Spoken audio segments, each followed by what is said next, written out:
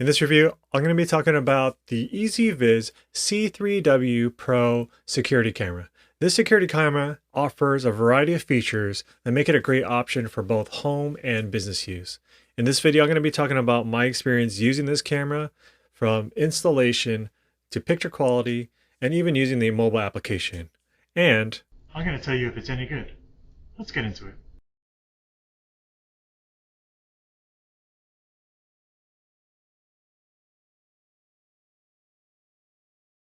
Some of the things you'll find around my house are inexpensive security cameras.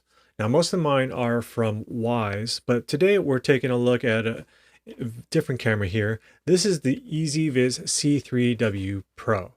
My name is Patrick, and this is Everyday Tech for everyday people. Today we're taking a look at the C3W Pro here. This is a 1080p camera, security camera.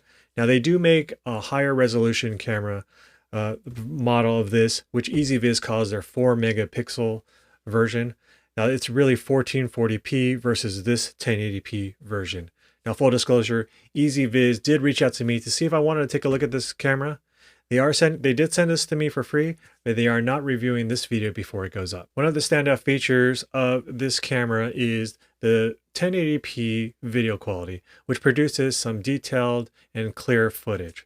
It has an AI detection, which can detect human shapes and reduce false alarms. It has a two-way audio system, which you can communicate with the person on the other side of the camera. It is weather resistant to withstand some extreme weather, and it also has night vision. Now, this particular one also has a mode where you can view colored night vision as well, and I'll show you some footage of that really soon. So I'm going to show you some of what you get in the box, show you some footage, and tell you my overall experience just using the camera and with the application itself too. So let's see what you get in the box with the C3W Pro from EZVIZ here. I just took out the shrink wrap. So first thing we have is our quick start guide. I can speak. And right away, we see our camera here, and I'll get to that in a moment. Let me get to everything else in this box here. We have some mounting accessories here. We have the AC plug, and that'll be interesting to see how we deal with power, especially outside, if this is going to be outside. Speaking of mounting outside, here is a template that we can put on the wall. Here is a service card and probably more warranty information or legal stuff. But then we have some mounting screws here.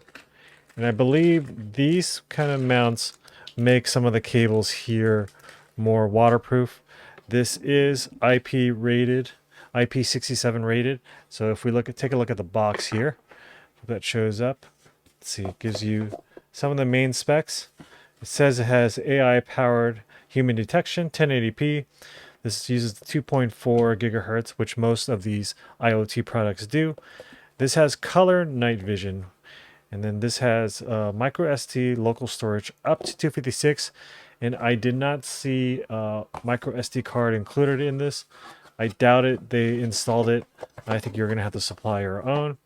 They do have some optional cloud storage there, even though you can store everything on the micro SD, and they have two-way talk as well. Phone app. So yeah, pretty straightforward box. But let's take a look at the actual product itself. I will say this is actually pretty hefty as well. Let's look at the power cord here. This is a power cord, the 12-volt DC plug here. And then we have an Ethernet jack here. So if there's an Ethernet cord close by, this will be better to do that. And then I'm going to do the satisfying, well, maybe not that satisfying, plastic cover. Take that off. We have the two Wi-Fi antennas here. You can see there's two LEDs here. I think these are the infrared sensors for night vision. And then we have some micro SD card slots here. So this one, these are actually screwed in here. So this is tight, right? Sealed tight. And then overall, the mount is plastic here, but the body of the camera itself is solid. So this is where I mounted the camera in the back of my house, where my garage is, and it's directly mounted to the wood. They do come with anchors, but let me show you what it looks like on the other side as well. Here it is on the other side. I drilled about an inch wide hole so I can stick the wires through. Now the wire that's on the left side there, the thin flat wire that's going above the box on the left side, is a power cord, but that's an extension cable. That's something I bought on Amazon. I'll link it in the description below. But that's something you're going to have to consider is, are you near a power source? If not, then you're going to need an extension cable. And then I'm not using the Ethernet port, but I might run a line in the future for better data transfer. But I'm finding that the Wi-Fi performance is very good. This is a clip of me that I used in the intro. As you can see, the picture quality is pretty good, especially for the price you get. Now the lighting conditions are pretty bright, so it actually handles it pretty decent. This is how it looks in the evening or at nighttime. This is in the regular night vision or night mode. There is a color night mode I will show you in a second. It is a little bit blurry or pixelated because it did record to my phone at a lower resolution, but I'll get into that in a second. Here we are in color night vision. Now, if it seems like a little bit of a light shining, you are correct because there is a little bit of a light that shines off the camera. This is how they're getting the color night vision. It doesn't have true color night vision. Now, if you can turn on smart color night vision where it turns on the light based on movement, and if it doesn't show movement, it'll go back to the regular night vision. Here we are in the app. This is on my iPhone 12. This is the EZVIZ app, and I've already added the camera to the app.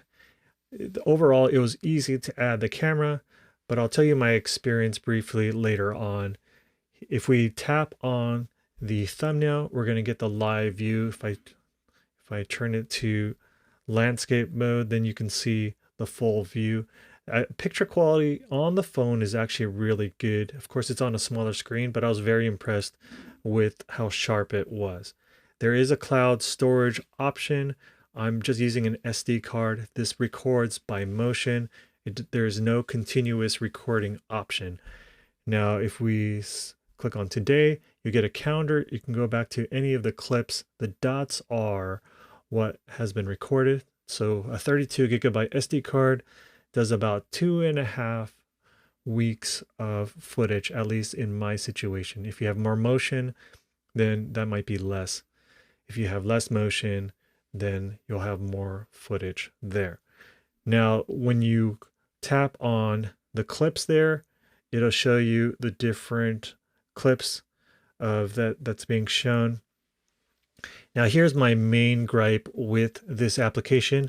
I'm unable to download any of these clip files directly to my phone. And if I tap on one of them, it does do the playback, and this depends on your data connection right now. So right now it's actually kind of slow, and this is where having an Ethernet connection does dramatically improve your experience with this application. But in order for me to download this clip, actually I can't download it, but I can hit the record button, and what it's doing is it's recording what is being played back. And if what's being played back is not stable, what you're recording is not a stable shot either. It's not very smooth. So you can see kind of the seconds going here, 10, 19, 27, and it's stuck at 27 right now because the data transfer is not great. And there it goes to 28. And so if your data connection between you and your camera is not stable, or your camera to your Wi-Fi network is not stable, then your footage that you record is not stable. There's no way for me to directly download that clip. I need to open up the camera, take the SD card off, and download it directly that way. The other thing is when I record it to my phone here, it does do it at a lower resolution as we saw in the clips that I showed earlier. Overall, I'm enjoying this app. It's pretty easy to use. I wish they moved some things around, but other than that download issue, the app is really easy to use. So I've had this camera for a few weeks, and let me tell you my pros and cons of this camera. First, I do like the picture quality. Even at a 1080p resolution, it was pretty sharp, especially on my phone. I know it's a smaller screen, but compared to other cameras in this price point, it was very sharp. Now the app was very easy to use, except for a few quirks. I liked how you have pretty much full control over everything. And the installation process was actually really good, really easy, both physically and on the app itself. Now, it did have a very good Wi-Fi connection with it with two antennas, so I found the connection to the camera was pretty decent, especially for where the camera is located. Now, this brings me to some of my cons. First, although it does have the Wi-Fi connection, I would recommend you using the Ethernet connection because not having that stable cabled connection to your network does affect some of the things, which brings me to the app. Again, I wish you could download files directly off the camera itself. Instead, you're really just recording in real time the playback. And if you don't have that stable connection, it's not going to be a smooth playback. Now, speaking of installation, everything was really easy, except one thing annoyed me. When you first add the camera and when it's ready, it'll audibly prompt you and say it's ready. That prompt and that audio, like when it said camera is ready to be paired, that was so loud, that volume. I was installing this outside, and I think whoever was around me could hear that audible prompt. So I wish that was a little bit lower in volume. The other thing that I wish did, going back to the Ethernet connection, I wish it was PoE, power over Ethernet, so you didn't have to run another power connector. And speaking of the power connector, the cable was very short, and so you do have to get an accessory. I did get an extension cable. Again, I'll put that in the description below. But overall, I do like this camera. So would I recommend it? Definitely, especially at this price point. Now, with this particular model, it's going in and out of sale on Amazon, and there's so many variations of this model. Of course, you can buy the 4 megapixel version, the little bit higher resolution, for about $70. There are other different variations of this camera, but I definitely do recommend it, and I would recommend getting an EZVIZ camera. They do have various cameras there. If you enjoyed this video, give it a like and consider subscribing. Until the next one, see ya.